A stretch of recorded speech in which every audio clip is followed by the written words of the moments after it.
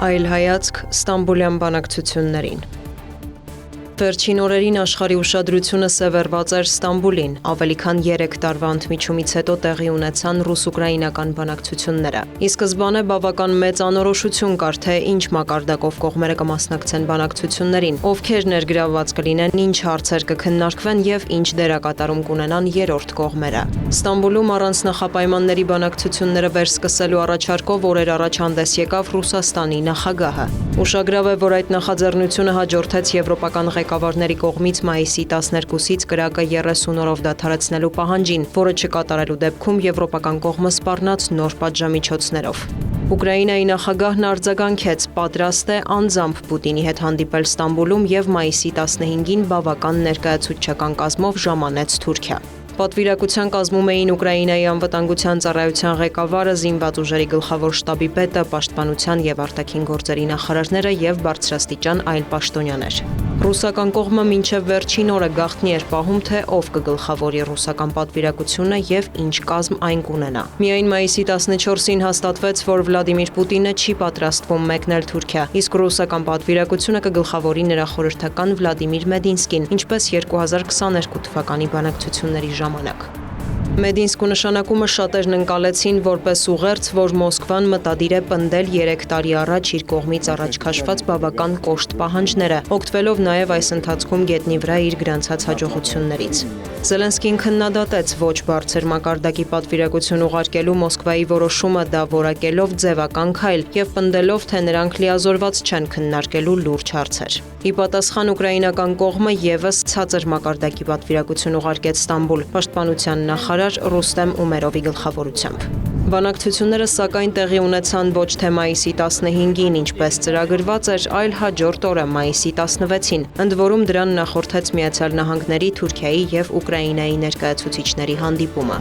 Ռուս-ուկրաինական բանակցությունները բացեց հյուրընկալող կողմի Թուրքիայի արտգործնախարարը, իր խոսքում կարևորելով հրադադարի հնարավորինս շուտ հաստատումը եւ հույս հայտնելով, որ քննարկումները հիմք կծառայեն երկու երկրի ղեկավարների հանդիպման համար։ Ուշագրավ է, որ ի սկզբանե հայտարարվում էր, որ թուրքական կողմը բանակցությունները բացելուց հետո կհեռանա սենյակից, կողմերին թողնելով առանձին, սակայն Թուրքիայի արտգործնախարարը եւ հետախուզության ղեկավարը չհեռացան, ներկա լինելով բանակցություններին։ 3 տարվա դադարից հետո տեղի ունեցած հանդիպումը տևեց 2 ժամից էլ քիչ եւ ավարտվեց գրեթե անարդյունք։ Բանակցությունների ընթացքում քննարկվել են 3 խումբ հարցեր՝ հրադադարի հաստատումը, հումանիտար խնդիրները եւ նախագահների մակարդակով հանդիպումը։ Առնվազն 30-օրյա հրադադարի հաստատման անհրաժեշտության մասին բարձրաձայնվում է արդեն տևական ժամանակ։ Ըստ պաշտոնական Կիևի եւ նրա գործընկերների առանց դրա արդյունավետ բանակցություններ չեն կարող լինել եւ հրադադարի հաստատումը պարզապես անհրաժեշտություն է։ Ռուսական կողմը սակայն դեմ է որևէ հրադադարի, հաշվի առնելով գետնի վրա իր ռազմական առավելությունը։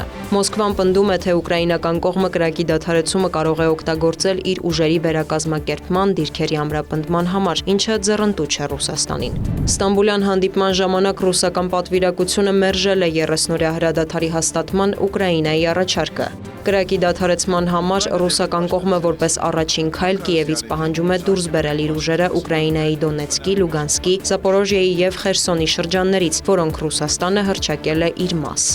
Այս պահանջը բացարձակ անընդունելի է ուկրաինական կողմի համար եւ մերժվել է։ Ուշագրավ է, որ ռուսական կողմն այժմ վերահսկում է Ուկրաինայի տարածքի մոտ 20%-ը, Լուգանսկի շրջանը ամբողջությամբ, Դոնեցկի շրջանի մեծ մասը եւ Զապորոժիեի եւ Խերսոնի շրջաններից փոքր հատվածներ։ Ստամբուլում հրադադարի հաստատման վերաբերյալ կողմերը պայմանավորվել են միայն առավել դետալացված ներկայացնել իրենց դիրքորոշումները, որից հետո քննարկումները կարող են շարունակվել։ Բանակցությունների շրջանակում կարելի է առանձնացնել թերևս 2 շոշափելի արդյունք։ Կողմերը պայմանավորվածություն են ձեռք բերել ռազմագերիների փոխանակման վերաբերյալ 1000-ի դիմաց սկզբունքով։ Մյուս շոշափելի արդյունքը կարելի է համարել բանակցությունների երկրորդ փուլի վերաբերյալ պայմանավորվածությունը։ Ինչ վերաբերում է Վլադիմիր Պուտին, Վոլոդիմիր Զելենսկի հնարավոր հանդիպմանը, այս մասին դեռ հստակ պայմանավորվածություններ չկան։ Ըստ Մեդինսկու ռուսական կողմնի գիտություն է ընդունել ուկրաինական կողմի առաջարկը։ Ստամբուլյան բանակցությունների հետ կապված ակնկալիքներն ի սկզբանե մեծ չէին, հաշվի առնելով կողմերի դիրքորոշումները։ Փորձագետների գնահատմամբ Մոսկվայի եւ Կիևի համար այն բավական նուրբ դիվանագիտական պայքար էր ամերիկյան կողմի աչքերում առավել կառուցողական երևալու համար, ինչը մյուս կողմի վրա Վաշինգտոնի կողմից ճնշման մեծացման հնարավորություն կարող էր ստեղծել։ Ուկրաինական հակամարտության կարգավորումը Դոնալդ Թրամփի նախընտրական խոստումներից է եւ ԱՄՆ նոր վարչակազմը խնդիր ունի այս ուղղությամբ որևէ արդյունք ապահովել։ Թերևս այդ հանգամանքով է պայմանավորված ամերիկյան կողմի ակտիվությունը վերջին շաբաթներին, այդ թվում Ստամբուլյան բանակցությունների ֆոնին։ Հատկանշական է, որ թեև սկզբնական շրջանում ամերիկյան կողմը լավատեսորեն էր տրամադրված բանակցությունների հետ կապված, ընթացքում ԱՄՆ դիրքորոշումը փոփոխվեց եւ ի վերջո ԱՄՆ նախագահը հայտարարեց, որ քանի դեռ ինքը չի հանդիպել Ռուսաստանի նախագահի հետ, ռուս-ուկրաինական բանակցություններից շատ բան պետք չէ ակնկալել։